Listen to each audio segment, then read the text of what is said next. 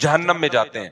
اور اے اللہ ہمیں اس جنت کا وارث بنا دے. یدعون ربهم خوفا وطمعا, خوف سے اور جنت کی لالچ میں اللہ کو پکارتے. تو آج سے اپنا سب سے بڑا ہدف یہ بناؤ کہ ہمیں موت کے بعد جنت چاہیے اور جہنم سے دوری چاہیے. سب سے زیادہ اپنی دعاؤں میں اس کو مانگا کرو. اور جنت والے اعمال بھی یہ نہیں مانگا کرو کہ اللہ برائی نہ چھوٹے جنت میں چلا جاؤں. یہ علماء کہتے ہیں ایک قسم کا کفر ہے یہ. اللہم انی اسألک الجنہ وما قرب الیہا من قول وعمل. نبی نے دعا سکھائی, اے اللہ میں تجھ سے جنت طلب کرتا ہوں اور ہر وہ بات اور وہ عمل جو مجھے جنت کے قریب کر دے, اس عمل کی بھی توفیق دے اور اس بات کی بھی توفیق دے. بعض دفعہ عمل انسان کو جنت کے قریب لے کے جاتا ہے, لیکن اس کی زبان سے نکلی ہوئی باتیں اس کو جنت سے دور کر رہی ہوتی ہیں. بعض دفعہ زبان سے نکلی ہوئی باتیں اس کو جنت کے قریب لے کے جاتی ہیں, لیکن اس کا عمل اس کو جنت سے دور کر رہا ہوتا ہے. ہمارے نبی صلی اللہ علیہ وسلم نے کتنی پیاری دعا سکھائی, اس کو یاد کر لیں. اللہم انی اسألک الجنہ, اے اللہ میں تجھ سے جنت مانگتا ہوں, وما قرب الیہا من قول وعمل, اور ہر وہ قول اور عمل جو مجھے جنت کے قریب لے جائے. ماں باپ کی فرما برداری جنت کے قریب کرتی ہے, ماں باپ کی نافرمانی جنت سے دور کرتی ہے. اور اللہم انی اعوذ بک من النار, اے اللہ میں تیری پناہ میں آتا ہوں جہنم کی آگ سے. وما قرب الیہا من قول وعمل, مجھے ہر اس عمل سے بچا جو مجھے جہنم کے قریب کر دے, اور ہر اس بات سے بچا جو مجھے جہنم کے قریب کر دے. بعض باتیں آدمی کو جہنم میں لے جاتی ہیں, فضول کے تبصرے, لوگوں کے جھوٹے الزامات, غیبتیں, لڑوانے والی باتیں, ادھر کی ادھر ادھر کی ادھر. قرآن کہتا ہے نا ویل لکل ہمزۃ لمزہ, ہر وہ شخص جو تانا زنی کرتا ہے اور چغلیاں کر کر کے لڑواتا ہے, کیا جنت میں جائے گا؟ ہوتے ہیں نا دفتروں میں باس کے چمچے ہوتے ہیں کچھ, اس کی شکایت باس کو جا کے, اس کی چغلی اس کو جا کے, اس کی چغلی اس کو جا کے, پورے ادارے کی ایسی کی تیسی. کچھ گھروں میں ہوتی ہیں بعض خواتین جو بیان نہیں سن رہی, اپنے بھائی کو بھابھی کے خلاف, اماں کو بہو کے خلاف. اس قسم کی لیڈیز بھی مارکیٹ میں پائی جاتی ہیں. جب بھائی بہن سے مل کے گھر آئے گا تو بیگم سے پھٹا ہوگا, ویسے ٹھیک ٹھاک زندگی گزار رہے تھے, تو اس کا مطلب برگلایا کس نے ہے؟ بہن نے. ابے بھائی تو اپنے گھر میں انجوائے کر لائف کو یار, تو ان کے گھر میں جا کے یہ کیوں پڑی رہتی ہے, یوں کی پڑی رہتی ہے, نندے آتی ہیں نا, وہ جو مرضی کری رہے, یہ تو تیرے میاں کا کام ہے نا, اس کو کیوں جا کے پش کر رہی ہے. سست ہونا اتنا برا نہیں ہے جتنا میاں بیوی میں آپس میں لڑائی ہونا برا ہے. بھائی کوشش کرو یار, جیسے تیسے لوگ برداشت کر رہے ہیں تو دعائیں دو. ماشاءاللہ بھائی صاحب آپ کتنے اچھے ہیں, آپ کی بیگم ایک ذرا بھی کام نہیں کرتی, مگر آپ پھر بھی الحمدللہ اس سے بہت زیادہ محبت کرتے ہیں, برداشت کرتے ہیں. تو اللہ کرے آپ کو بھی ایسے ہی داماد بھی ایسے ہی ملے, یہ ہونا چاہیے نا. لیکن ہو کیا رہا ہے مارکیٹ میں, جورو کا غلام بنا ہوا ہے, اس طرح کی باتیں ہو رہی ہے مارکیٹ میں.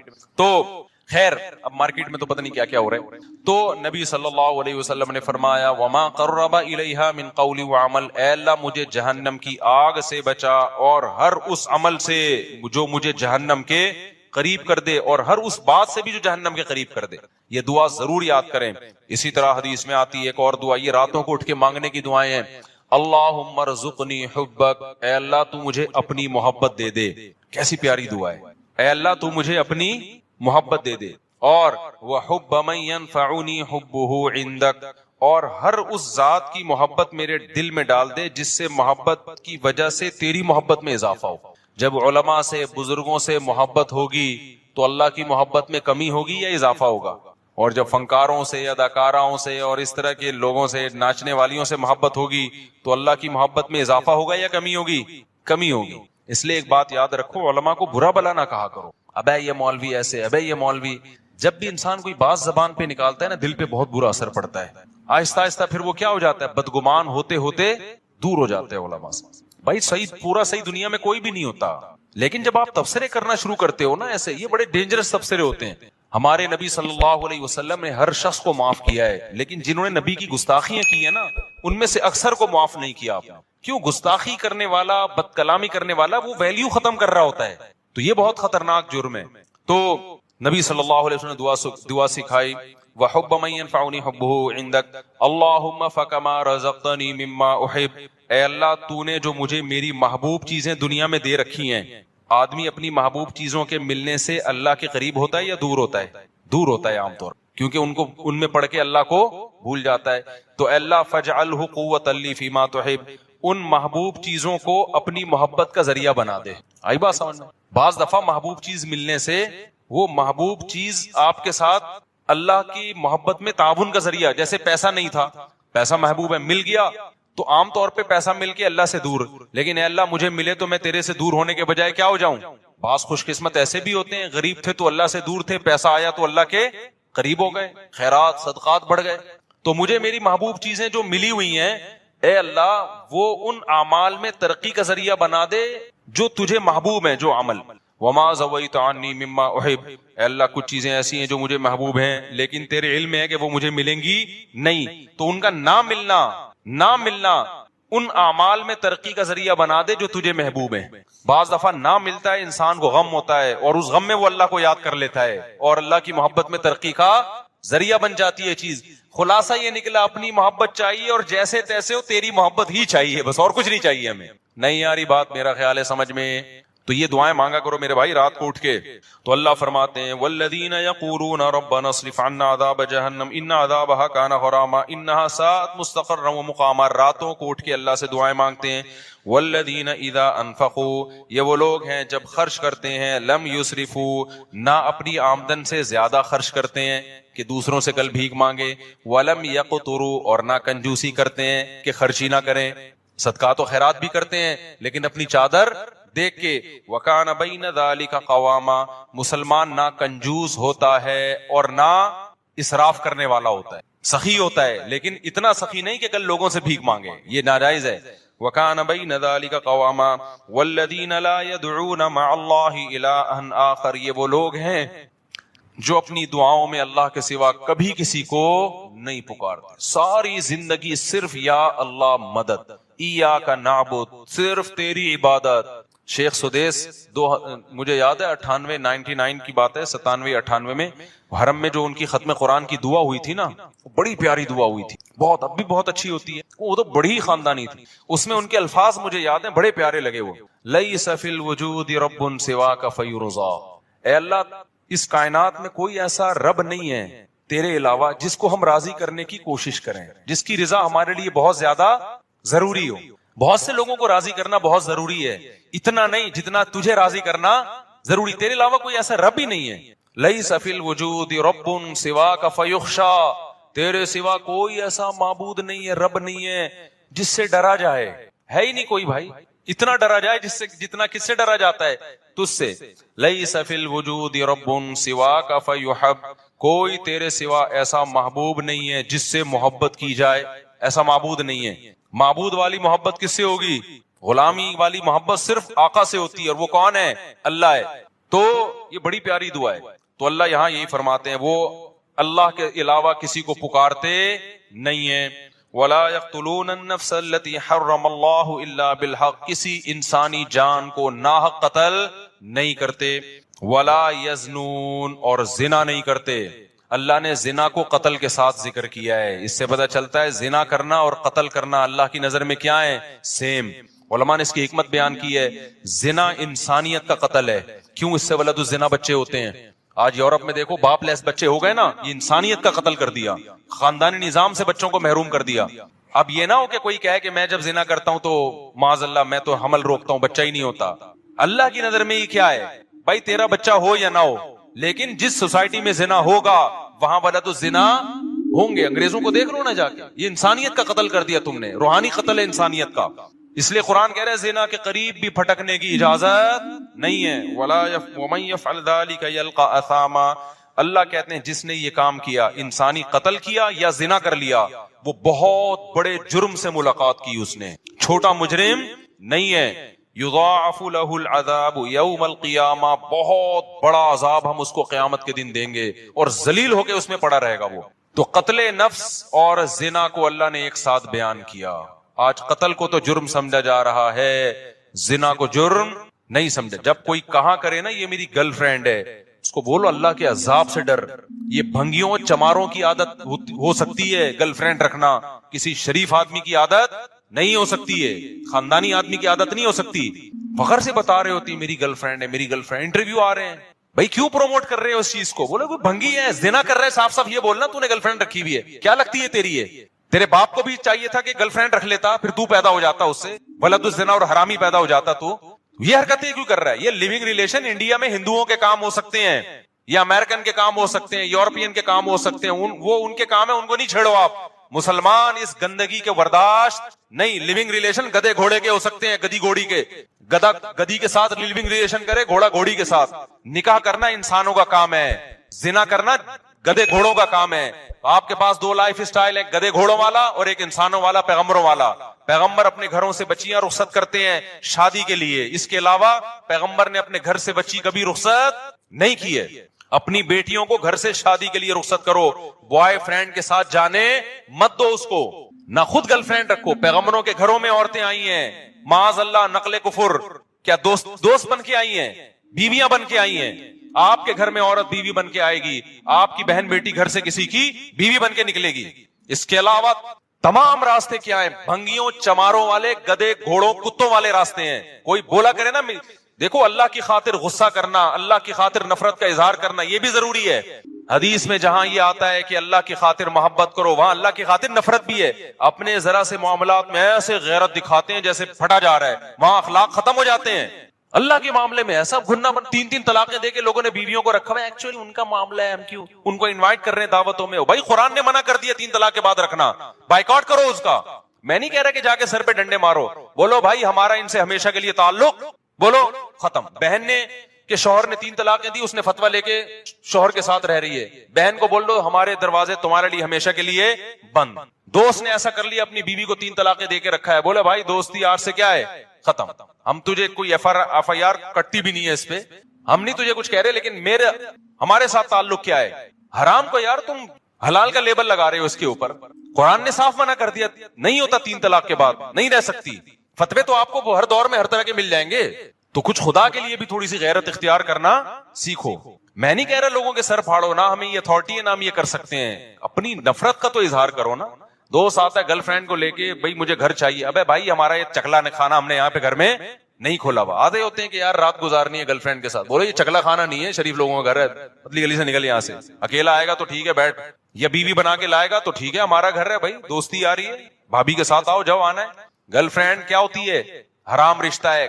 کتوں گدے گھوڑوں کے یہ رشتے ہوتے ہیں، انسانوں کے یہ رشتے نہیں ہوتے. قرآن کتنا بڑا جرم بیان کر رہا ہے، وَمَن يَفْعَلْ ذَلِكَ يَلْقَى أَثَامًا، جو زنا کرے گا قتل کرے گا. قتل کے ساتھ بیان کر رہے قرآن. اللہ کی نظر میں دونوں میں کوئی فرق نہیں ہے. یلقا ساما بہت بڑے جرم سے ملے گا، یضاعف لہ العذاب، بہت بڑا عذاب دوں گا اس کو میں. آگے قرآن کہہ رہا ہے الا من تابا. کیسی پیاری آیتیں ہیں یار، کتنی دھمکیاں دی اللہ نے. اب جس سے ہو چکا ہے وہ جب یہ آیتیں سنے گا وہ تو مایوس ہو جائے گا نا، وہ تو مایوس ہو جائے گا. تو اللہ نے فوراً کہا الا من تابا. یہ جو قرآن کا اللہ ہے نا، اس میں بڑی طاقت ہوتی ہے. یہ ایسا لگتا ہے جیسے اللہ نے ایک تلوار چلا دی. الا من تابا، ہاں جس نے توبہ کر لی. اب تک جو ہوا سو ہوا، کیونکہ جب زانی یہ آیتیں سنے گا وہ تو کہے گا میں تو گیا کام سے.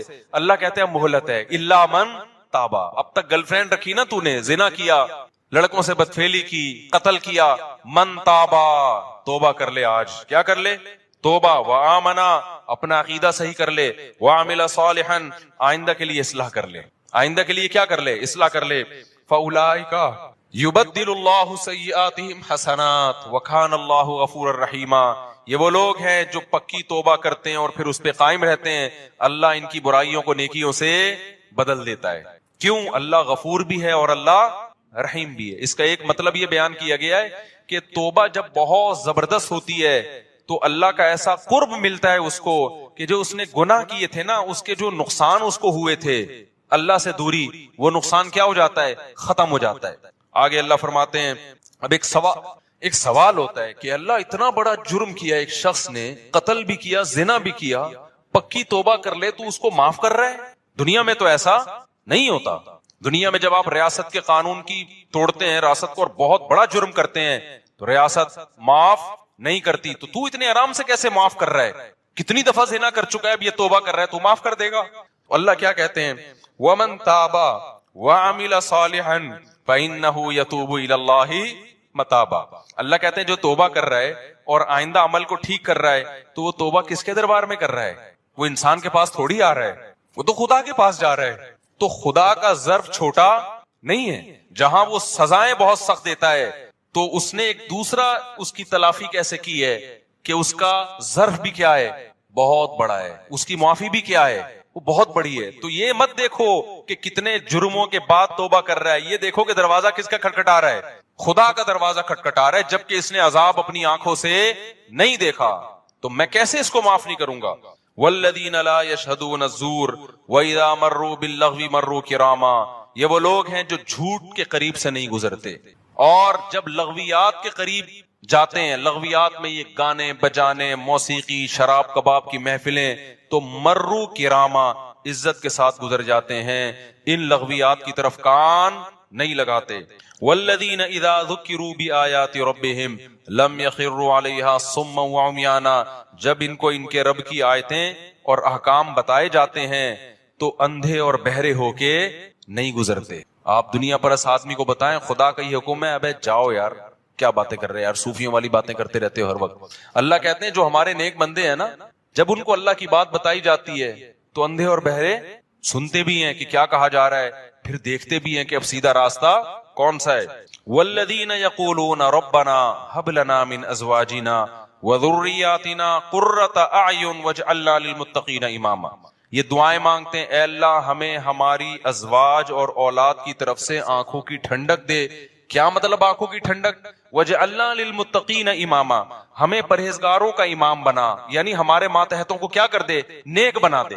کیونکہ جو اللہ کے خوف رکھنے والے لوگ ہیں ان کی آنکھیں اپنے گھر والوں سے اس وقت ٹھنڈی ہوتی ہے جب وہ اپنے بیوی بچوں کو نماز روزے میں اور نیکی کے کاموں میں مشغول دیکھتے ہیں. سمجھ میں آ رہی ہے بات؟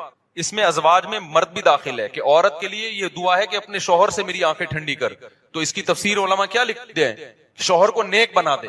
جو دنیا دار عورت ہے اس کو شوہر کی نیکی پہ آنکھیں ٹھنڈی نہیں ہوں گی, وہ کہے گی روکڑا کتنا لا کے دے رہا ہے, یہ فلموں میں ڈانس کتنا اچھا کر لیتا ہے, میرے ہسبینڈ سے ملیے بہت اچھا ناچتے ہیں. اس کی آنکھیں کیا ٹھنڈی ہوں گی, اوٹ پٹانگ حرکتیں دیکھ کے. جو برا آدمی ہوگا اس کی اپنی بیوی کی آنکھیں اس کو ٹھنڈی کب ہوں گی جب, اور جناب وہ پیسے کما رہی ہے, جاب.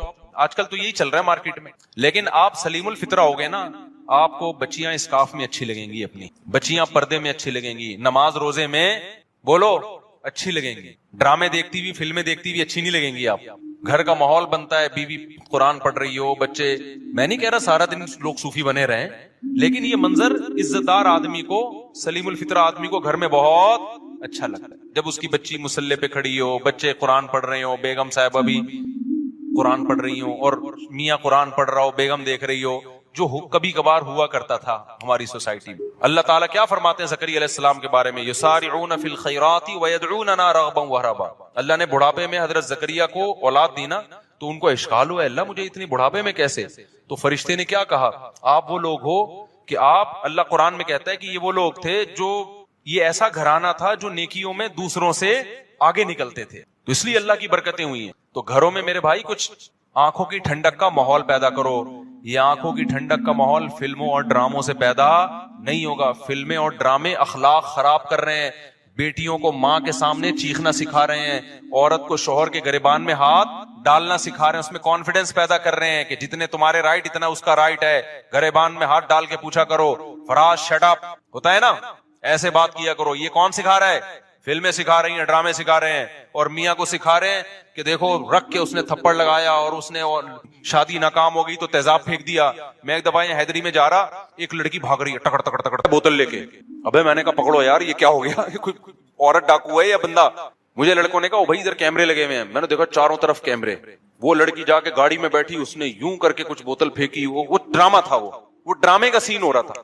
پتا چلا جی ڈرامے کا سین ہے کہ اس میں تیزاب کی وہ دکھائے, تیزاب نہیں تھا وہ, لیکن دکھایا جا رہا ہے تیزاب. میں نے کہا یار یہ کیسے لوگ ہیں یار, یہ تم سوسائٹی کو کیا سکھا رہے ہو؟ جب آپ جرم ٹی وی میں دیکھتے ہیں آپ اپنی آنکھوں سے کہ اس کی نہیں بنی اور اس نے اپنی محبوبہ پہ تیزاب پھینک دیا, کتنے لوگوں کو خیال آئے گا تیزاب پھینکنے کا؟ بس انٹرٹینمنٹ کے نام پہ, انٹرٹینمنٹ کے نام پہ کیا ہو رہا ہے؟ سب کچھ ان کے لیے سب کچھ حلال ہے بھائی. سوسائٹی گئی ایسی کی تیسی ہو جائے سوسائٹی کی. اس لیے انسانوں سے نہیں پوچھا کرو, کس سے پوچھنا ہے, کیا کرنا ہے؟ خدا سے. تو گھر کا ماحول اللہ تعالیٰ فرماتے ہیں یہ دعا کرتے ہیں، اے اللہ ہمیں ہماری ازواج اور اولاد کی طرف سے آنکھوں کی ٹھنڈک عطا فرما۔ ہمارے علماء کا معمول تھا جب بھی کوئی عورت اپنے شوہر سے پریشان ہے، شوہر اپنی بیگم سے پریشان ہے، ماں باپ بچوں سے پریشان ہے، تو یہ دعا پڑھنے کا ان کو حکم دیتے تھے۔ یہ سورہ فرقان کی سیکنڈ لاسٹ آیت ہے، یہ یاد کر لیں، سمجھ رہے ہیں نا؟ سیکنڈ لاسٹ سے پہلے والی آیت ہے، ربنا هب لنا من ازواجنا وذرياتنا قرة اعین واجعلنا للمتقین اماما۔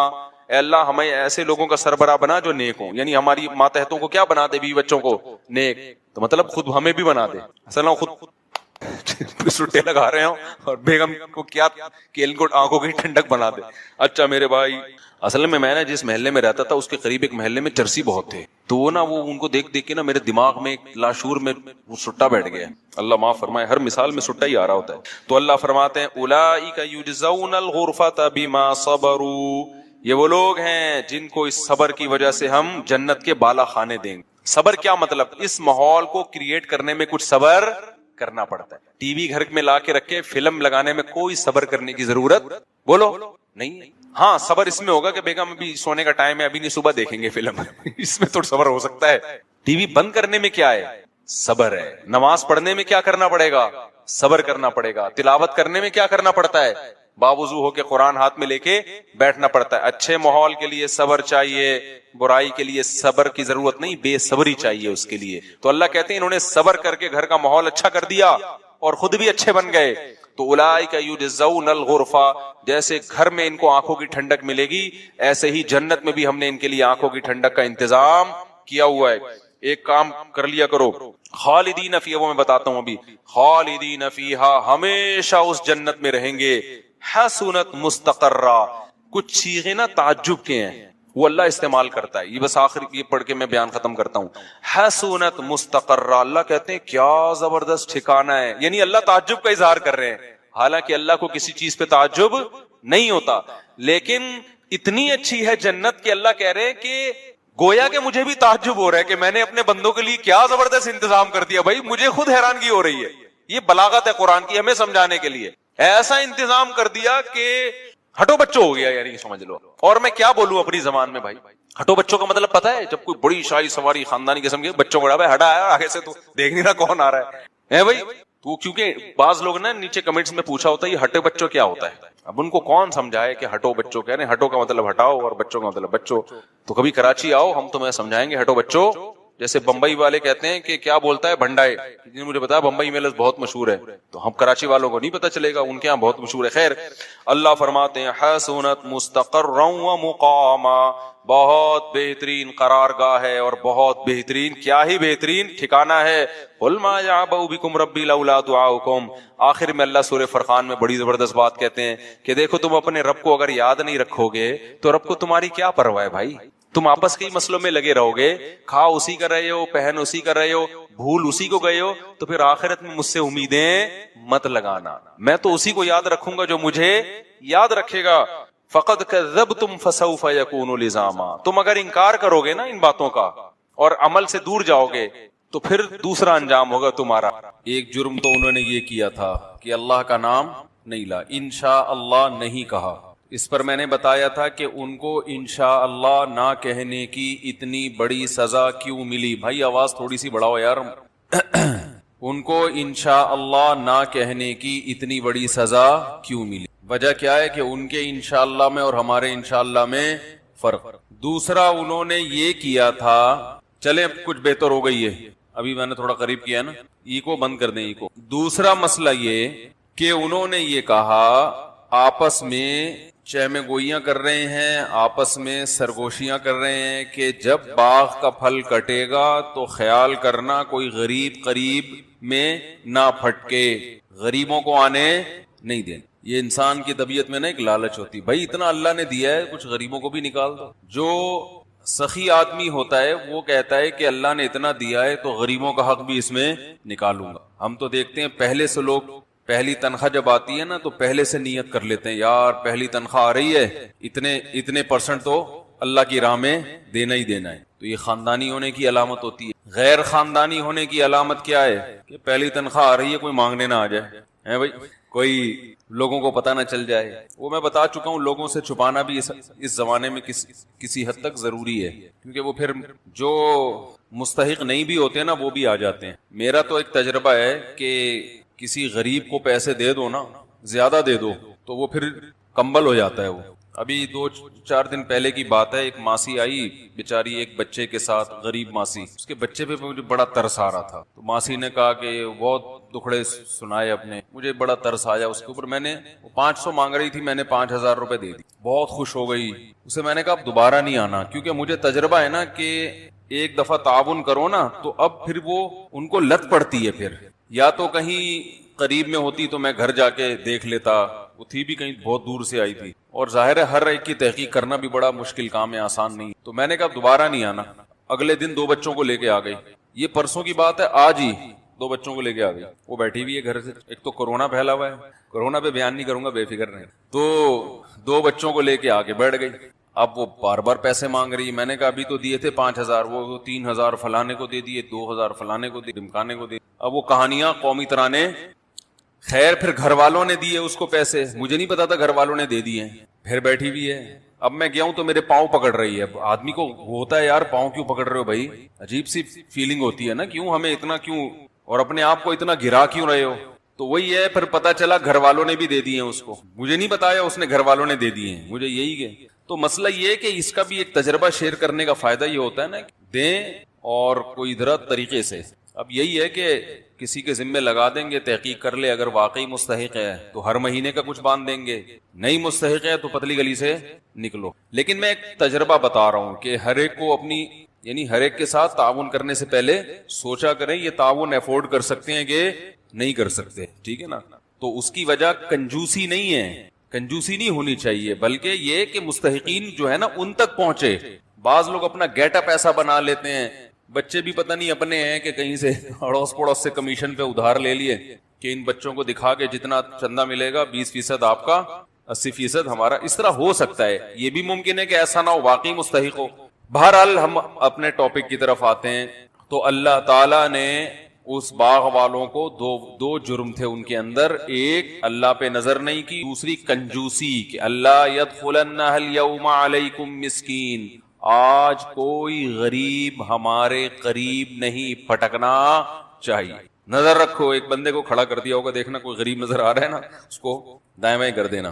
تو یہ طبیعت کا بخل ہے, اللہ کو یہ پسند نہیں. اللہ کو کھلانے والے پسند, کھلاؤ. کبھی کبھار نا بڑا اماؤنٹ صدقہ کر دیا. کئی بار بیان کر چکا ہوں, نصیحت کی بات 100 دفعہ بھی ہو جائے تو میرا خیال ہے بری نہیں ہے. یہ چیز مارکیٹ میں شارٹ چل رہی ہے آج کل, کنجوسی ہمارے معاشرے میں پھیل رہی ہے. یمحق اللہ الربا ویربی الصدقات, کیا عجیب آیت ہے. دیکھو سود کسے کہتے ہیں, جتنا پیسہ ہوگا اس سے مزید پیسہ بنتا ہے نا انسان کے پاس.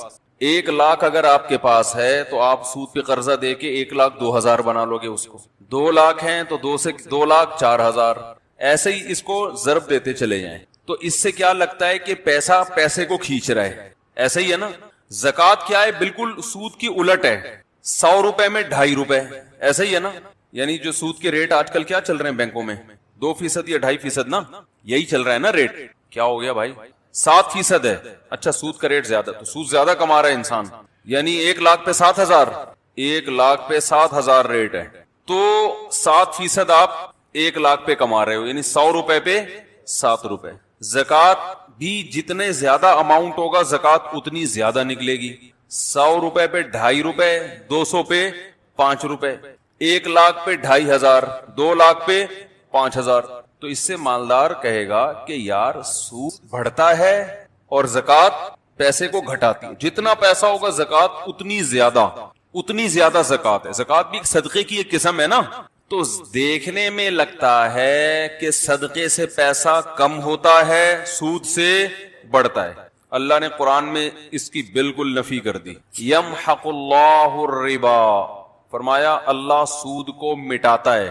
اب مٹانے کا لفظ اللہ نے جو استعمال کیا, اس میں کیا حکمت ہے, اس پہ کھوپڑی استعمال کریں گے تو انشاءاللہ سمجھ میں آئے گی یہ بات. یمحق اللہ الربا, سود کو اللہ کیا کرتا ہے, جیسے ربڑ سے ہم کوئی چیز لکھتے ہیں تو یوں کر کے مٹاتے ہیں نا, تو ایسے اللہ سود کو کیا کرتا ہے, مٹاتا ہے. شاید اس میں یہ حکمت ہو کہ سود بظاہر تو بڑھتا ہوا نظر آتا ہے، مگر اللہ باقاعدہ ارادہ کر کے ایسے اسباب پیدا کرتے ہیں کہ بڑے ہوئے پروفٹ کو گھٹا دیتے ہیں. جیسے ہم کوئی چیز لکھتے ہیں نا، ایک چیز لکھے ہی نہیں، لکھ کے مٹانا تھوڑا مشکل کام ہے نا، تکلف کرنا پڑتا ہے. تو اللہ بھی باقاعدہ ارادہ کر کے ایسے کچھ حالات پیدا کر دیتے ہیں کہ وہ بڑی بھی رقم کی برکت ختم. کیسے حالات کہ بھئی مسائل اتنی ارننگ نہیں ہوئی جتنے خرچے اللہ نے بڑھا دیے. خرچے بڑھانے کے لیے ضروری ہے، کسی کو بیمار کر دیا ہے بھئی، اسکول ایسے اسکولوں میں داخلہ ہو گیا، فیسیں ڈبل ہو گئی مگر ایجوکیشن نہیں حاصل ہو رہی، کوئی چوری کر کے بھاگ گیا، کچھ بھی، تو گویا اللہ ربڑ لے کے نا مٹاتے رہتے ہیں اس کو کہ تو کماتا رہے، میں یہاں کیا کرتا رہوں گا، اس کو ریموو کرتا رہوں گا، تو کرتا رہے. یعنی یہ نہیں ہے کہ تو کمائے، مٹتی وہ چیز ہے جو پہلے لکھی جاتی ہے، خالی صفوں کو تو نہیں مٹایا جاتا نا بھائی. تو اس میں اللہ بتا رہے ہیں سود کا پروفٹ حاصل ہوگا پھر مٹے گا، ہونے کو نہ دیکھو. اگر اللہ یہ کہتے نا اللہ سود سے نفع ہونے ہی نہیں دیتا تو پھر اشکال ہوتا کہ اللہ سود سے نفع تو حاصل ہوتا ہے. اسی سے تو لوگ دھوکے میں آتے ہیں. تو اللہ کہتے ہیں میں نے کب کہا کہ سود سے پروفٹ نہیں ملے گا؟ پروفٹ ملے گا، لیکن میں بیٹھ کے کیا کرتا رہوں گا؟ ربڑ لے کے مٹاتا رہوں گا، اس کو مٹاتا رہوں گا. تم کماتے جاؤ گے، برکت ختم ہوتی جائے گی. ہاں فرمایا وَيُرْبِِ الصَّدَقَاتِ، اور صدقے کو اللہ کیا کرتا ہے؟ بڑھاتا ہے. اب دیکھو یہاں اربا کا لفظ ہے، ربا سے نکلا ہے. ربا عربی میں سود کو کہتے ہیں. ربا عربی میں کسے کہتے ہیں؟ سود کو. یعنی جو زکوٰۃ ہے نا اس پہ اللہ سودی پروفٹ دیتا ہے. سود میں اصول یہ ہوتا ہے کہ جتنی لیٹ پیمنٹ ہوگی سود اتنا ہی بڑھتا چلا جائے گا. تو اللہ نے یہ نہیں کہا کہ میں صدقے کو بڑھاتا ہوں، بلکہ ایسے بڑھاتا ہوں جیسے سود بڑھتا ہے. یعنی حقیقت میں بڑھوتری کس کی ہوتی ہے؟ صدقے کی. کیا مطلب؟ اس کو دوسرے مقام پہ اللہ نے قرآن میں یوں بتایا کہ جو لوگ اللہ کی راہ میں اپنا مال خرچ کرتے ہیں کمثل حبۃ انبتت سبع سنابل، جیسے ایک دانہ زمین میں بویا جاتا ہے اور اس سے 7 کونپلیں پیدا ہوتی ہیں اور ہر کونپل میں 100 دانے. جیسے ایک دانہ ایسے ملٹی پلائی ہوتا چلا جاتا ہے نا، اس طرح سے صدقہ کیا ہوتا چلا جاتا ہے؟ ملٹی پلائی. کیونکہ آپ نے صدقہ کیا، اس صدقے سے ایک تو صدقے کا ثواب ملا، اس صدقے کی وجہ سے آگے جو خیریں پھیل رہی ہیں ان تمام خیروں میں آپ کا حصہ. تو یہ بڑھتا چلا، گرو کرتا ہے. یہ سود میں جتنی لیٹ واپسی ہوگی اتنا سود بڑھتا چلا جائے گا. تو صدقہ بھی اس حساب سے کیا ہوتا ہے؟ بڑھتا چلا جاتا ہے، بڑھتا چلا جاتا ہے. اور جہاں جہاں وہ اس سے خیر پھیلے گی وہ تمام خیروں میں آپ کا حصہ ہوتا چلا جائے گا. تو اس لیے سخی بنو بھائی. یہ جو ہر وقت گنتے رہنا نا بیٹھ کے اتنے پیسے ہو گئے، اتنے یہ ہو گئے، اتنے ہو گئے، آج کل یہی چل رہا ہے مارکیٹ. تھوڑا سا دل بڑا رکھو، کبھی کبھار بڑا اماؤنٹ بھی صدقہ کر دیا کرو. یہ اٹھایا، سمجھ رہے ہو؟ دوبارہ اس کر کے دکھاؤں؟ بتانے سے یہ چیزیں سمجھ میں نہیں آتی. کر کے دکھاؤں. جیب میں ہاتھ ڈالا، گٹی کہیں سے آپ کو ملی بڑی اماؤنٹ نا، اچانک کوئی بڑا پروفٹ، آپ نے کہا یار پورے سال کماتے ہیں یہ والا پروفٹ سارا کیا کر دو، بڑا اماؤنٹ آ گیا نا کہیں سے، جیب میں گڈی لے کر آ رہے ہیں، اٹھایا، بہن کو دے دیا، یہ رکھ جا، سمجھ میں نہیں آ رہی میں، اور پھر بھول جاؤ اس کو. یہ نہیں کہ پھر بار بار اگلے دن کل کا واقعہ یاد ہے، بہن کو بتا رہے ہیں کل کیا ہوا تھا یاد ہے نا، تو ایسا نہیں کرو. ایسے نکالا. نبی صلی اللہ علیہ وسلم نے امی عائشہ کو کیا فرمایا؟ لا تو فیوکا علیک، روکو مت، اللہ بھی روک دے گا. ٹھیک ہے نا. تو حساب کتاب بھی کرنا چاہیے، گھر کا خرچہ حساب سے چلانا چاہیے. آپ کو پتا ہونا چاہیے آپ کی منتھلی ارننگ کتنی ہے اور گھر کا خرچہ کتنا ہے. میں نے پتا ہے کیا ہے، میں نے پورا ایکسل پہ اپنے گھر کا سارا سیٹ اپ بنایا ہوا. ارننگ ایک خانے میں لکھ رہا ہوتا ہوں، جو ایکسپینس ہیں وہ جتنے بھی ہیں وہ سارے، 1 گھر 2 گھر 3 گھر اور اپنا ذاتی، ایک خالی ہے. ابھی سمجھ رہے ہو؟ ایک کیا ہے؟ خالی. پتہ نہیں کوئی لفٹ ہی نہیں کرا رہا. خیر، تو پورا میں حساب رکھتا ہوں. یہ میری ارننگ ہے، ٹھیک ہے نا، یہ میرے پہلے گھر کا خرچہ، ہر چیز اس میں ڈل رہی ہے. اس کا طریقہ آپ کو بتا دیتا ہوں. یہ چونکہ ہمارے مذہب اور دین کا حصہ ہے یہ چیزیں، اس لیے یہ بتانا ضروری ہے تاکہ آپ کو پتا چلے کہ آپ کے بنیادی خرچے ہیں کتنے. پھر آپ اس حساب سے صدقہ بھی کر سکتے ہو، کیونکہ حدیث میں یہ بھی آتا ہے کہ اتنا نہ کرو کہ کل دوسرے سے مانگنا پڑ جائے. آج گڈی نکال کے دے دی، ٹھیک ہے نا، اگلے دن گھر میں آٹے کے پیسے نہیں ہیں، پھر وہ گڈی اس سے مانگ رہے ہیں یار اس میں سے آدھی مجھے دے دو بھائی. صحیح ہے. لکھنے کا فائدہ کیا ہوتا ہے خوب سمجھیں. حکیم الامہ مولانا اشرف علی تھانوی رحمہ اللہ نے تو یہاں تک لکھا ہے, خواتین کو ترغیب دی ہے کہ جب بھی گھر میں کھانا بناؤ لکھو اتنے افراد کے لیے اتنے چاول, آج 4 مگے ڈالیں 10 آدمیوں نے کھایا ہے یا 5 آدمیوں نے کھایا ہے, اس کا مطلب 2 آدمیوں کے لیے کتنے ہیں 2 مگے, تاکہ کھانا ضائع نہ ہو اور شوہر کی پتلون ڈھیلی نہ ہو, ورنہ وہ کھلا وہ تو بن رہا ہے پھر شام کو پھک رہا ہے اور وہ میاں صاحب بیچارے کما کما کے آدھے ہو گئے. سگھڑ خواتین انہی کو تو کہتے ہیں جو ونس اپون اے ٹائم ہوا کرتی تھی کہ وہ پورا گھر کیسے لے کے چلتی ہیں. اصل میں ہوتا یہ ہے کہ جب لوگ سخاوت پہ بیان سنتے ہیں تو کہتے ہیں حساب و کتاب نہیں کرنا چاہیے, بس کھلاؤ پلاؤ وہ جو آ رہا ہے یہ بس, یہ سخاوت نہیں ہے. اور کچھ ایسے کنجوس ہوتے ہیں کہ وہ سارا دن کیلکولیشن میں ہی لگے رہتے ہیں بھائی, تو حالانکہ بنتے 4 روپے تھے ٹھیک ہے نا. تو وہ میں اس میں ایک اصولی بات بتاتا ہوں کیسے چلنا چاہیے. اب بات تو چل پڑی ہے, یہ بھی سورہ قلم ہی کا حصہ ہے نا, اللہ نے سخاوت کو بیان کیا. تو حکیم الامہ نے کیا لکھا ہے, خواتین کو چاہیے گھر میں ایک ایک چیز کا حساب لکھے. جو کھانا پکاتی ہیں وہ تو یہی حساب لکھیں گی نا بھائی, جیسے بریانی بنانی ہے بھائی اتنے چاول میں اتنے کلو گوشت ڈلتا ہے, اس دن اتنا ڈالا تھا تو چاول کیا بنے تھے مزیدار, اب ایسا نہ اس سے زیادہ ڈال دیں یا اس سے کم. تو ہر چیز میں لکھنے کا حساب, ہر وقت اپنے پاس ایک ڈائری. اب تو موبائلوں میں بھی لوگ لکھنا شروع کر دیتے ہیں. دیکھو میرے موبائل میں نے ایک ڈائری بنائی ہوئی ہے, ابھی آپ کو دکھاتا ہوں کیا لکھا ہوا ہے اس میں. یہ نوٹ, ابراہیم کو 100 روپے دیے. میرا چھوٹا بیٹا ابراہیم ہے نا, سائیکل خراب ہو گئی تھی, میں نے اس کو 100 روپے پکڑا دیے سائیکل ٹھیک کرنے کے لیے, اس میں ڈال دیے میں نے. کیوں ڈالے خوب, 100 روپے کی ویلیو الحمدللہ میری نظر میں نہیں ہے. وجہ اس کی ہے مجھے حساب دے. وہ وجہ اس کی کیا ہے, حساب کیوں مانگوں گا میں, ابھی سے عادت پڑے پیسے واپس کرنے کی. نہیں آ رہی بات بھائی, 100 روپے کا کیا مسئلہ ہے, 4000 کی سائیکل دلا سکتا ہوں میں اس کو ٹھیک ہے نا. تو 100 روپے کا حساب رکھنا کیوں ضروری ہے. ممکن ہے کوئی دیکھے تو بولے یار مفتی صاحب کتنے کنجوس ہیں, بچوں سے 100 روپے کا حساب بھی انہوں نے رکھا ہوا ہے. یہ کیوں رکھا ہے کہ میں یہ دیکھوں گا کہ اس کو میں نے 100 روپے دیے, یہ جو پیسے بچے واپس کرنا بھولتا ہے یا نہیں بھولتا. اگر بھولتا ہے تو میں پکڑوں گا. کیا آپ کو جب میں نے پیسے دیے تھے تو آپ نے واپس کیوں نہیں, ابھی سے نہیں پکڑا تو کل یہ لاکھوں لاکھ روپے بھی دینا بھول جائے گا. نہیں آ رہی بات, کل یہ بحریہ ٹاؤن میں این ممکن ہے پلاٹ خریدے 1 کروڑ کا کسی بندے سے. ممکن تو بھائی بہت کچھ ہو سکتا ہے نا, وزیر اعظم بھی بن سکتا ہے. اور پھر جب وزیر اعظم بنا اور لوگوں نے کہا آپ نے تو کہا تھا غربت کا خاتمہ کریں گے, کہیں گے او سوری میں کیا ہوا بھول گیا تھا غربت کا خاتمہ کرنا. آپ نے کہا تھا کراچی میں گندگی کا ڈھیر ہٹوائیں گے آپ, اس لیے آپ کراچی والوں نے آپ کو ووٹ دیا. ارے یار میرے ذہن سے نکل گیا. ٹھیک ہے نہیں آ رہی بات. تو اس کا تعلق صرف بچے کی کس سے ہے, تربیت سے. ہمارے ذمے تربیت کی کوشش ہے, نہ بنے تو اللہ کی مرضی. سمجھ رہے ہو. تو بچوں کو نا پیسے دے کے بگاڑنا نہیں چاہیے, ان میں عادت خراب ہوتی ہے. پیسے دینے تو وہ دیں, جیب خرچی ان کی باندھیں تاکہ وہ اپنی مرضی سے کھائیں. تو وہ جیب خرچی کا سیٹ اپ الگ ہے, وہ ہم ہر جمعے کو بچوں میں جیب خرچی بانٹتے ہیں, لیکن معاملات میں ان کو 2 نمبری کی اجازت نہیں. میں نے لکھا ہوا ابراہیم کو 100 روپے دیے.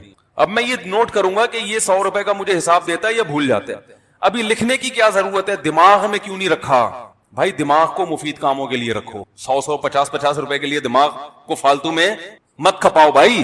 یہ چیز اگر یہاں نہ ہوتی, دماغ میں ہوتی, تو دماغ اور کسی کام کا ہوتا.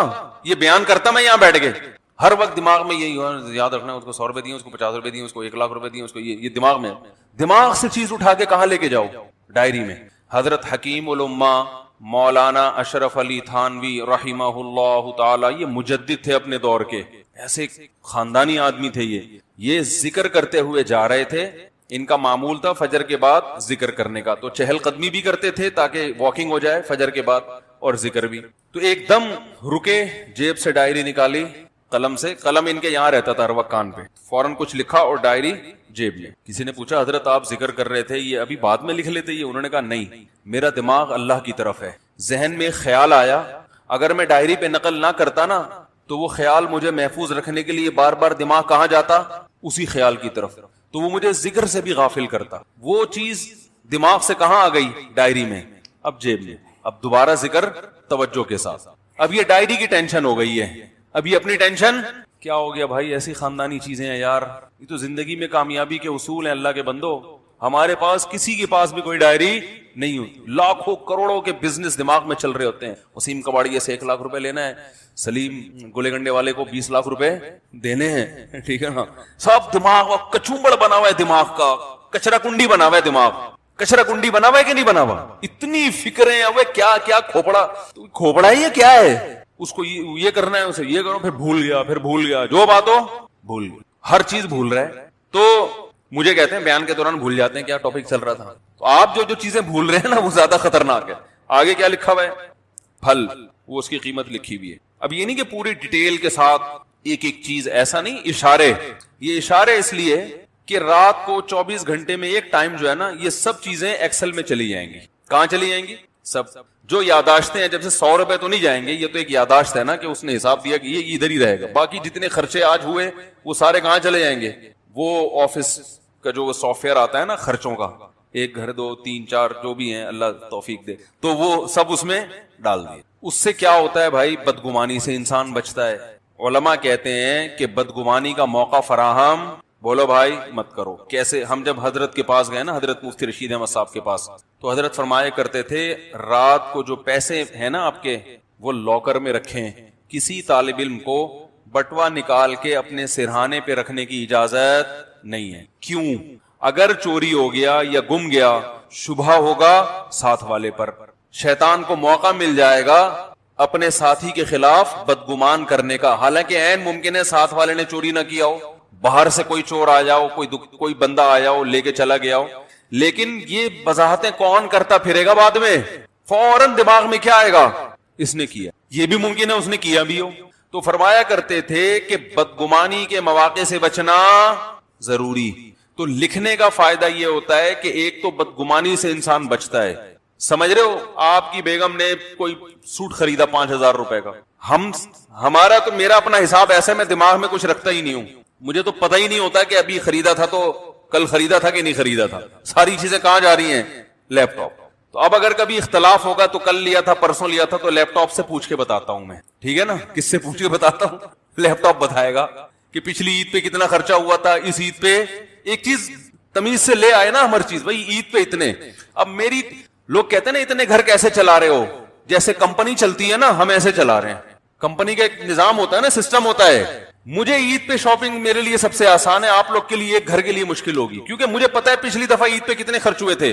وہ حساب نکالو, اس دفعہ تھوڑا گڑ زیادہ ملا کے پیسے بانٹ دو, ختم, چلو ہماری وجہ سے, ٹھیک ہے نا. وہ رمضان سے یعنی شعبان میں ہی سارا حساب کلیئر, پیسے دے دیتا ہوں میں, بھائی اب جس نے جو خریدنا ہے خرید لے. ہر ایک کے فی بندہ اتنے پیسے, عید کے گریوی جو ملے گی نا عید پہ وہ فی کس اتنی ہے. تو پھل کے حساب سے ہر چیز ایسے تمیز سے چل رہی ہے. تو اب ہوتا کیا ہے, لکھنے کا فائدہ کیا ہوگا؟ ادھر آپ نے اپنی ارننگ لکھی, ادھر ڈیلی بیسس پہ آپ نے اپنے خرچے ڈال دیے. مہینے کے آخر میں یہ لکھنا اس لیے نہیں ہے کہ کنجوسی کرے انسان, گھر والوں پہ خرچ نہ کرے, نہ خرچ کریں کھول کے, جتنا اللہ نے آپ کو دیا دبا کے کریں خرچ. بعض دفعہ لکھا جاتا ہے کنجوسی کی بیس پہ, بیگم ایک آم تم نے آج کھایا تھا, لیپ ٹاپ میں لکھا ہوا ہے, کل دوبارہ آم کھانے کی آپ کو اجازت نہیں ہے. یہ نہیں, یہ مقصد نہیں ہے. کہیں آپ سمجھ رہے ہو کہ مفتی صاحب گن گن کے کھلا رہے ہیں گھر والوں کو, ایسا نہیں ہے. آم کے تو بارے میں میرا نظریہ یہ ہے کہ آم کے لیے کھانے کا لفظ ہی آم کی توہین ہے. آم کے لیے جو لفظ استعمال ہوتا ہے وہ کون سا؟ پھوڑنا. میں تو کہتا ہوں بھائی آم جب کھانے ہو تو کھلانا ہے تو پھر ہم کھائے گا ہی نہیں, پھوڑنے کی اجازت ہو تو ہم کھائیں گے. تو ایک آدھ آم سے مزہ نہیں آتا. خیر اللہ نے اگر دیا ہو تو انسان کرے, نہیں دیا تو صبر کرے انسان. تو اس کا فائدہ کیا ہوگا؟ جب آپ یہ ہر چیز لکھیں گے تو آپ کو پورے مہینے اندازہ ہوگا. ایک فائدہ یہ ہوگا کہ آپ کے خرچے آپ کی ارننگ سے کم ہیں یا زیادہ. اگر بیلنس, وہ اس میں خود بخود بیلنس آ رہا ہوتا ہے نا, اب اتنا بیلنس رہ گیا, اتنا رہ گیا, اتنا رہ گیا, اتنا رہ گیا, تو ممکن ہے 31 تاریخ کو آپ کا بیلنس مائنس میں جا رہا ہو, -50,000. اس کا مطلب آپ سے بڑا بیوقوف دنیا میں کوئی ہے ہی نہیں. کیونکہ دنیا میں جس آدمی کی کمائی کم اور خرچہ زیادہ, اس کا مطلب وہ اپنے آپ کو بھیک مانگنے کے لیے تیار کر رہا ہے, باتیں چوتھی شادی کی کر رہا ہے, صحیح ہے نا. لیکن حالات ایسے ہیں کہ بقیہ بھی یا تو بھاگ جائیں گی یا یہ کشکول لے کے بھیک مانگے گا. یہی مطلب ہے کہ نہیں ہے؟ تو پہلا فائدہ آپ کو یہ ہوگا کہ قرآن نے جو ہمیں حکم دیا ہے کہ اعتدال سے خرچ کرو، وَلَا تَبْسُطْهَا كُلَّ الْبَسْطِ، نہ اتنی کنجوسی کرو اور نہ اتنی سخاوت کرو کہ کل لوگوں سے بھیک مانگنی پڑے۔ تو یہ جو میانہ روی قرآن کا حکم ہے، اس حکم پر عمل کرنا اس وقت تک ممکن ہی نہیں ہے جب تک آپ کو یہ نہ پتا ہو کہ میری ارننگ زیادہ ہے یا میرے خرچے زیادہ ہیں۔ اگر آپ نے دیکھا کہ آپ کے خرچے زیادہ ہو رہے ہیں تو پھر اس میں کیا کرو، بے ڈھنگے طریقے سے خرچے کم نہیں کرو، پھر آپ نے یہ دیکھنا ہے کہ ان میں کون سے خرچے ایسے ہیں جن میں کمی صحت کے لیے نقصان۔ ترجیحات کیا ہے؟ سب سے پہلے صحت ہے نا، ارے کیا ہو گیا، اب آپ نے کیا کیا، فروٹ کا خرچہ کم کرنا شروع کر دیا، نا نا نا نا نا بھائی بچوں کے کھلونے نکال دو یہاں سے، خرچوں میں کھلونے آ رہے ہیں نا، سائیکل کیا کر دو، بھئی 4000 کی سائیکل نہیں بنتی، آئندہ یہ نہیں ہوگا، ٹھیک ہے نا، نکالو اس کو، ٹھیک ہے۔ بہت سارے خرچے، میں نے جب یہ لکھنا شروع کیا تو مجھے اندازہ ہوا کہ بھائی ہوٹلنگ پہ ٹھیک ٹھاک خرچ ہو رہا ہے، تو وہ میں نے مینج کیا۔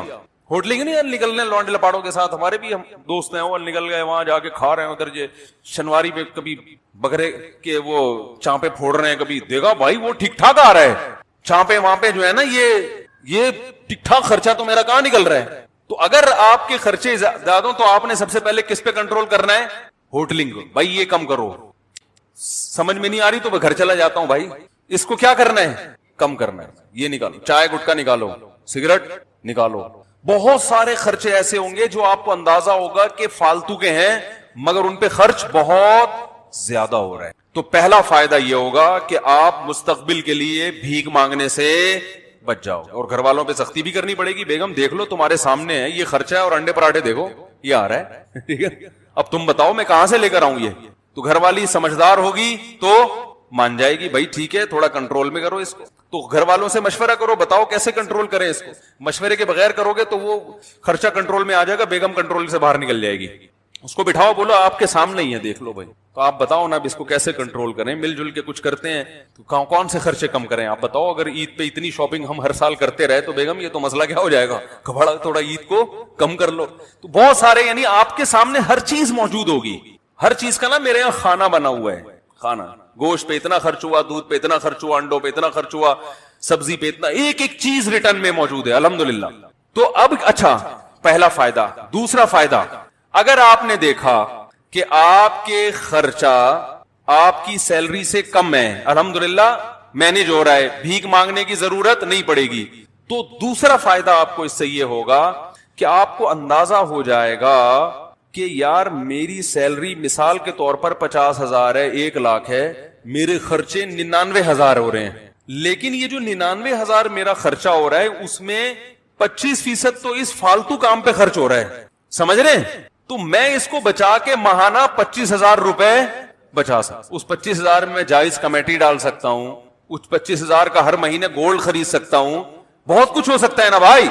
تو اتنی بچت کے بعد 1,00,000 کے بعد بحریہ ٹاؤن کا پلاٹ 1 سال کے بعد، میں مذاق کر رہا ہوں، بحریہ ٹاؤن والے کو بتاؤ گے نا وہ مارے گا، بولے گا میری توہین نہیں کرو، 25,000 میں ایک مثال دے رہا ہوں، یہ 25,000 کے 25,00,000 بھی تو ہو سکتے ہیں، کچھ بھی ہو سکتا ہے۔ یعنی آپ نے ادھر سے چیک کیا، مجھے تو بڑا فائدہ ہوا تھا کہ میں نے جب چیک کرنا شروع کیا مجھے اندازہ ہوا بھائی یہ پیسے بلا وجہ کے اتنا بڑا اماؤنٹ خرچ ہو رہا ہے ہوٹلوں کی چائے پر اور فلاں پر، اور اتنا اس پہ ہو رہا ہے کہ یہ بچ کے بہت اچھی جگہوں پہ بولو بھائی خرچ ہو سکتا۔ تو آپ جب خود کریں گے تو بہت سی راہیں آپ کے سامنے کھلیں گی۔ تیسرا فائدہ یہ ہوگا کہ آپ کو یہ پتا چل جائے گا کہ بھئی یہاں سے مینج کرنے کے بعد میری جو سیلری ہے نا اس میں سے میرا بچتا اتنا ہے، تو میرے گھر کے مہینے کے اتنے خرچے تو بہرحال ہیں ہی، اس سے زیادہ کیا ہے گریوی۔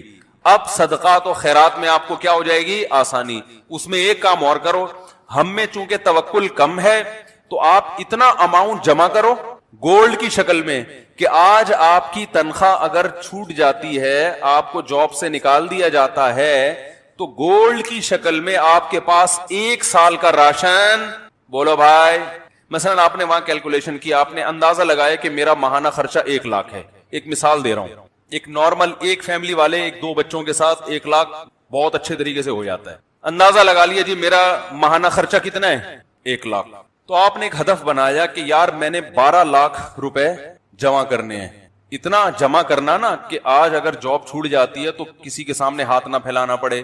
آج اللہ نہ کرے کوئی آفت آ گئی, ارے کوئی بڑا خرچہ آ گیا, کوئی خدا نخواستہ خطرناک بیماری آ گئی, تو کچھ پیچھے اماؤنٹ ہونا چاہیے نا.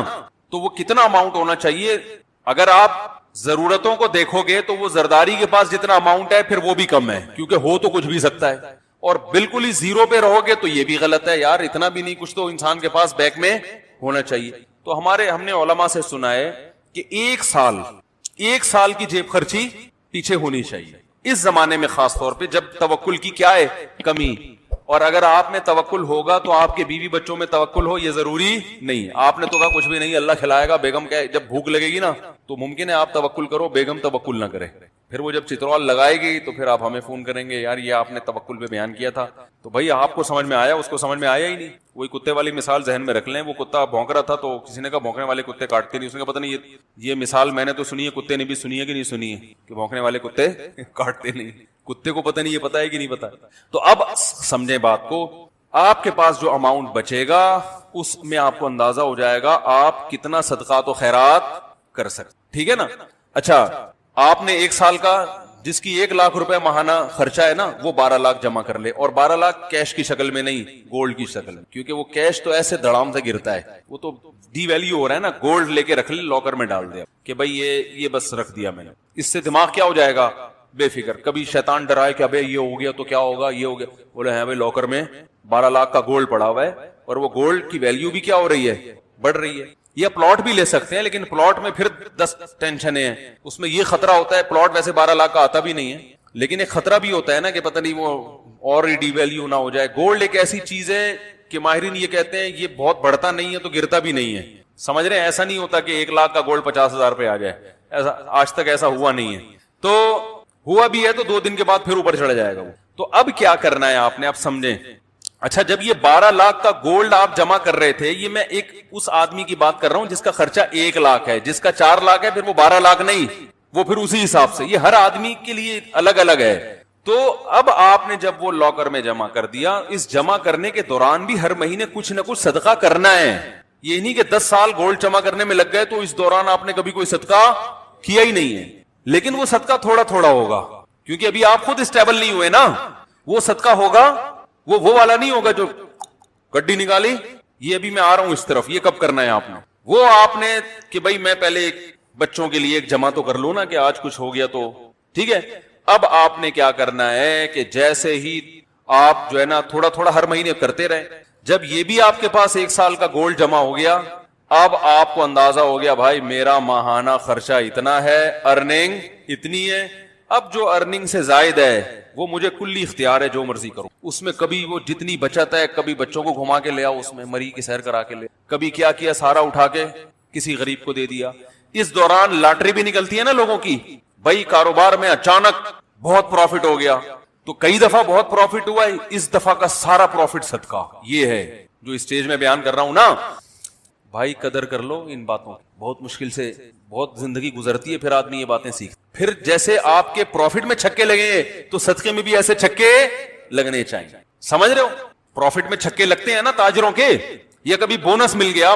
بونس تو ایک تو سالانہ بونس متعین ہوتا ہے, کبھی کبھار باس ویسے ہی خوش ہو کے گریوی میں دے دیتا ہے, یہ لے بھائی لے جا.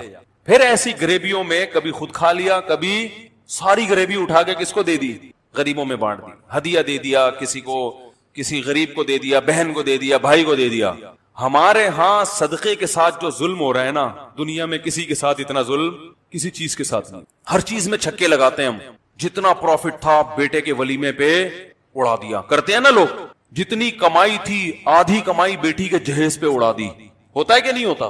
جتنی کمائی تھی ساری ایک مزاربہ پہ لگا دی, جو اسکینڈل چلا تھا. اس قسم کے چھکے تو ہم مار رہے ہیں بہت.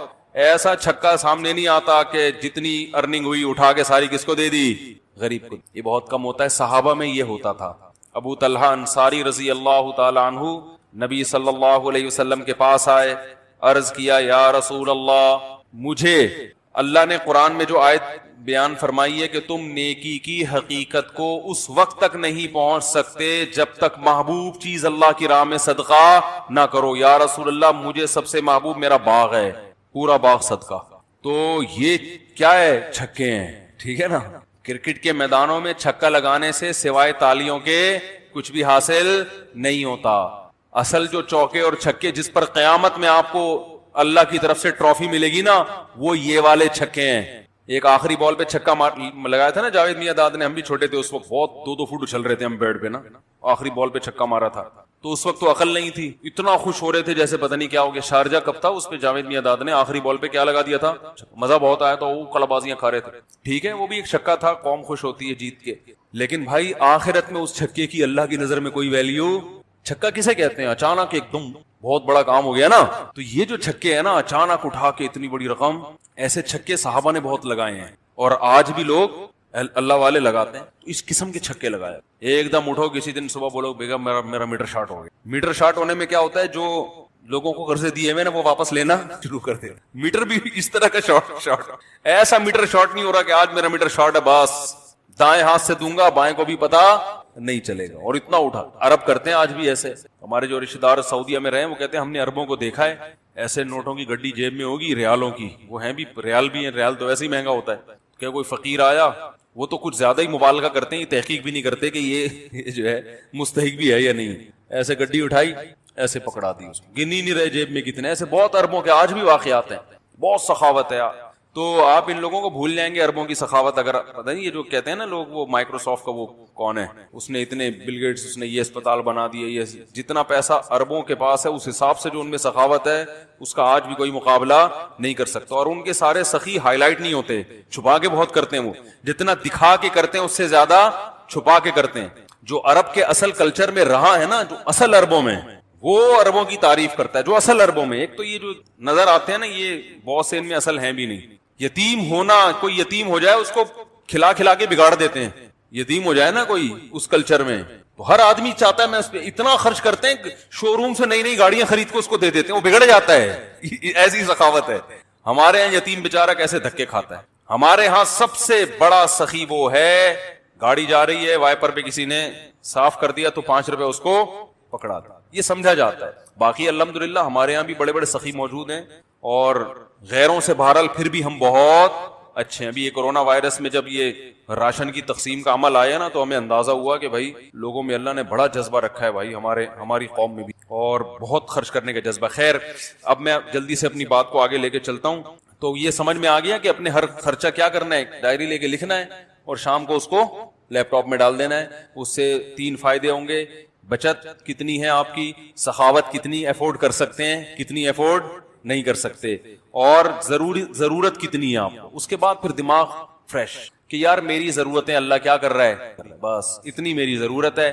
آگے جتنا آ رہا ہے وہ غریبی ہے, تو غریبی تو کبھی کھا لیتا ہے کبھی کھلا دیتا ہے انسان. اس طرح سے ہنسی خوشی زندگی آپ کی انشاءاللہ گزرے گی. پھر بھی ہنسی خوشی زندگی نہیں گزر رہی تو وہ پھر لیپ ٹاپ کا فالٹ نہیں ہے, وہ آپ کا ادھر کا. جب مینٹل فالٹ ہوتا ہے نا, پھر وہ انسان کو وہ حکیم صاحب جو کیڑوں والی دوا نہیں کھلایا کرتے تھے ہر ایک کو, پھر اس دوا کی ضرورت, تو پھر بھی پھندے کے خیالات آ رہے ہیں, لٹکنے کے خیالات آ رہے ہیں. تو اس کا مطلب, اور یاد رکھو بہت سے ایسے لوگ ہوں گے جن کا 1 لاکھ نہیں ہوگا, 1 کروڑ روپے ہوگا.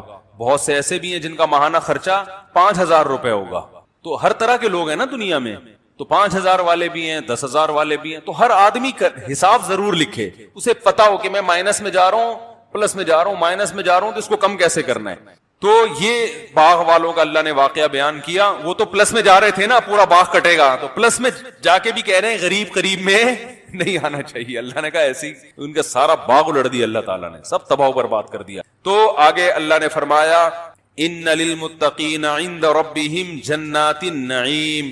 فرمایا یہ باغ کا واقعہ ہے نا, اللہ فرماتے ہیں جو لوگ تقوی اختیار کرتے ہیں ان کے لیے ان کے رب کے پاس عیش و عشرت کے باغات ہیں. جس کے پاس ابھی باغ نہیں ہے نا وہ پریشان نہ ہو. دنیا کا باغ اللہ بسا اوقات دیتے ہیں, وہ آزمائش ہوتا ہے. تو جن لوگوں کے پاس باغ نہیں ہے, ان کے پاس خوبصورت باغات اور یہ نہریں اور یہ سب کچھ نہیں ہے ان کے پاس, اللہ فرماتے ہیں وہ ٹینشن نہ لیں. اگر تقوی اختیار کرو گے تو اللہ تمہیں کیا دے گا, بہترین باغات دے گا. نہیں کرو گے جو باغات ہیں وہ بھی تم سے چھین لے گا.